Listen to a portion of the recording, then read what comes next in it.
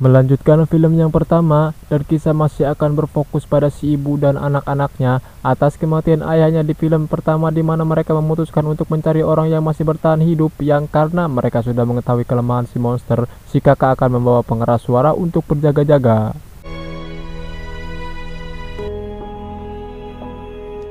Di momen ini saya akan membawa Anda flashback sebentar, di mana pada saat itu si ayah sedang membelit camilan untuk menonton pertandingan baseball yang diikuti oleh si adik, dan di sini kita akan dikenalkan pada sahabat si ayah sekaligus tetangganya yang bernama Emmett ini bangetnya. Saat itulah semua orang fokus memandangi langit karena ada meteorit jatuh yang tak jauh dari tempat tersebut, di mana semua orang Paburia pulang ke rumahnya masing-masing karena si ayah membawa mobil, dia mengambil mobilnya yang terparkir sedangkan si ibu disuruh pulang duluan. Pada saat jalanan dipenuhi orang-orang, si ibu menyuruh si adik untuk tetap tenang dan jangan pedulikan sekitar, namun tiba-tiba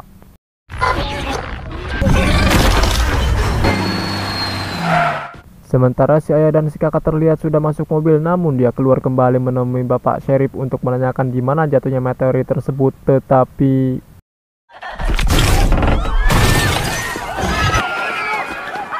bersama warga sekitar, mereka berdua bersembunyi di sebuah bank yang ketika mereka coba untuk berdiam, tiba-tiba ponsel dari salah satu warga berbunyi dan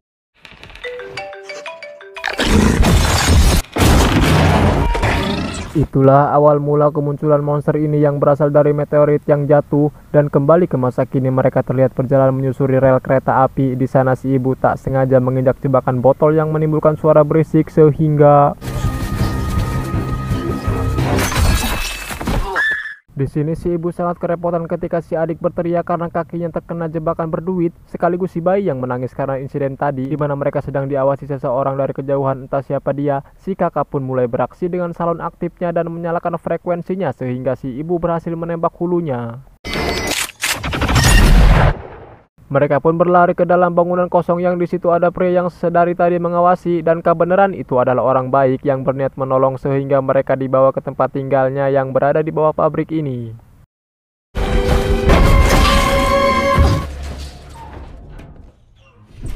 Mereka bersembunyi di ruangan seperti tangki yang kedap suara. Di sini si ibu terkejut karena pria ini adalah Emmett, sahabat suaminya yang sempat kita lihat di awal video tadi. Yang tadinya Emmett tidak mengizinkan mereka tinggal di sini, namun setelah dia melihat seorang bayi, dia jadi tidak kolu. Akhirnya dia mengizinkan mereka untuk tinggal sementara.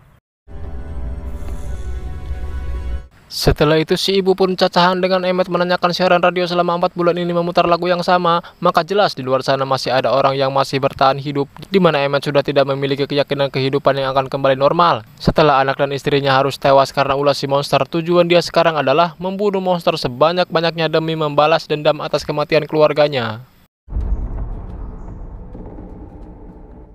Saat semuanya sedang tertidur, si kakak membangunkan si adik untuk mencari informasi stasiun radio tersebut, dan setelah beberapa jam melakukan penelitian, mereka berhasil menemukan lokasi stasiun itu yang ternyata berada di sebuah pulau yang tidak jauh dari tempat mereka tinggal saat ini, yang artinya si kakak memiliki senjata baru, yaitu menyiarkan frekuensi dari alat pendengarannya melalui radio. Meskipun si adik menolak ide si kakak yang selalu bikin masalah, si kakak ada beban pun tetap memaksa untuk pergi demi menyelamatkan manusia yang masih tersisa dan menebus dosanya di masa lalu.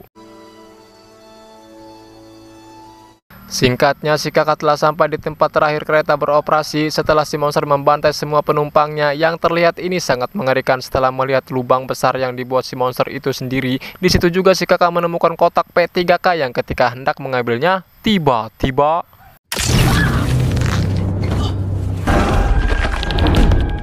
ya, karena kelakuan bengal si kakak yang tidak ngadengi omongan kolot, kini dia terancam bahaya. Yang sebenarnya dia bisa mengatasi ini, namun gara-gara ketakutan dia sulit untuk memompa senapannya sehingga beruntung ada Emmett yang menyusulnya karena disuruh ibu si kakak. Mereka pun bersembunyi yang kemungkinan ada monster lain yang muncul, di mana si kakak meminta Emmett untuk membantunya menuju pulau yang dimaksud. Awalnya Emmett menolak, namun karena dengan tujuan ingin menyelamatkan manusia, akhirnya dia menyetujuinya. Si ibu sendiri memasukkan bayinya ke dalam kotak dengan tabung oksigen yang sudah menipis. Dia bermaksud untuk keluar mencari obat-obatan agar luka pada kaki si adik tidak infeksi. Namun si adik menolak karena tidak ingin ditinggalkan sendirian. Namun si ibu berhasil meyakinkan bahwa dia keluar hanya di dalam. Loh, keluar hanya sebentar saja. Setibanya di kota, si ibu langsung masuk ke apotek mencari obat-obatan juga tabung oksigen untuk meredam tangisan si bayi agar bisa bertahan beberapa waktu ke depan.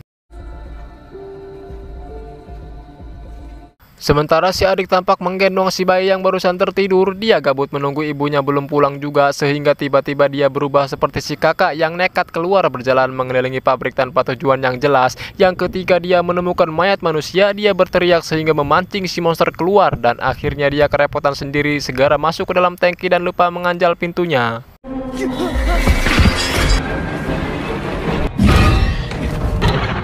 Karena ulahnya kini mereka berdua harus terjebak di dalam tangki rapat yang tidak sedikit pun udara bisa masuk, sedangkan tabung oksigen si bayi semakin menipis sehingga mereka merasakan engap. Alhasil si adik harus kesulitan.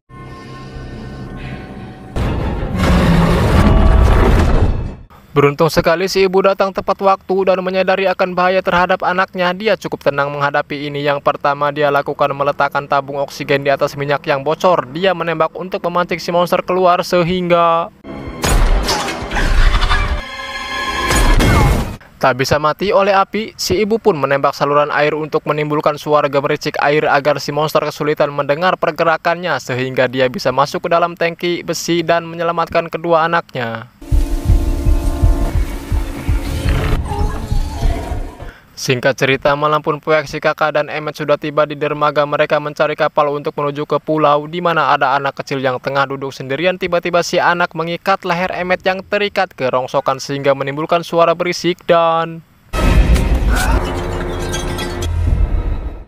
ya, datanglah golongan manusia eueuh gawe atau putus asa yang bermaksud untuk menculik si kakak. Di situ Emmet memberi kode agar si kakak loncat ke air, dan ketika sudah dilakukan, Emmet langsung melukai si pria hingga dia menjerit kesakitan yang membuat monster muncul dan membantai kelompok putus asa ini. Atas keributan itu memancing banyak monster keluar yang mengacak-acak dermaga ini juga menyelam dan membuat Emmet kasiunan. Namun beruntung si kakak menolongnya naik ke atas kapal. Sementara satu monster masih marah-marah di jero air hingga dia juga naik ke kapal tersebut. Tiba di pulau yang dimaksud, si kakak pun tidak selamanya menjadi beban, di mana ide dia kali ini akan membuahkan hasil. Di sini mereka menemukan tempat paling aman sehingga Emmet langsung menceritakan ide si kakak untuk menyiarkan frekuensi dari alat pendengarannya pada bapak kepala desa yang memimpin di sana, dan ide ini langsung disetujui oleh bapak kepala desa ini.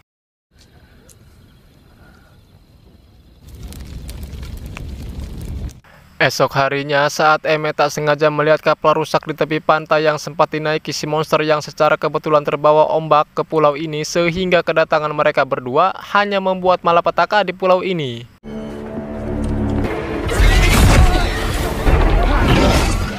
Di situ bapak kepala desa membawa si kakak ke stasiun radio yang jauh dari pemukiman, di mana si monster sempat merusak mobil dan hampir melukai si kakak, namun mereka beruntung dan sampai dengan selamat. Setibanya di dalam, Emmet meminta bapak kepala desa untuk ikut masuk, namun beliau memilih untuk menyelamatkan warganya sehingga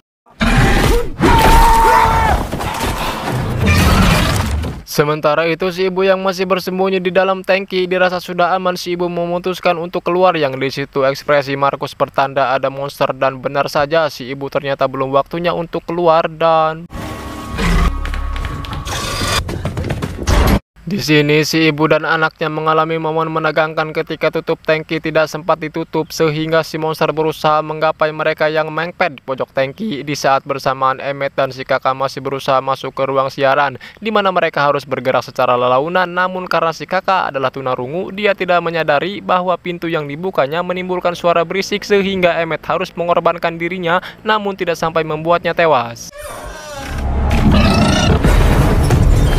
Saat ibunya sedang kewalahan itulah si kakak langsung menekan tombol on air, yang artinya dia siap untuk siaran, yang langsung menempelkan alat pendengarannya dan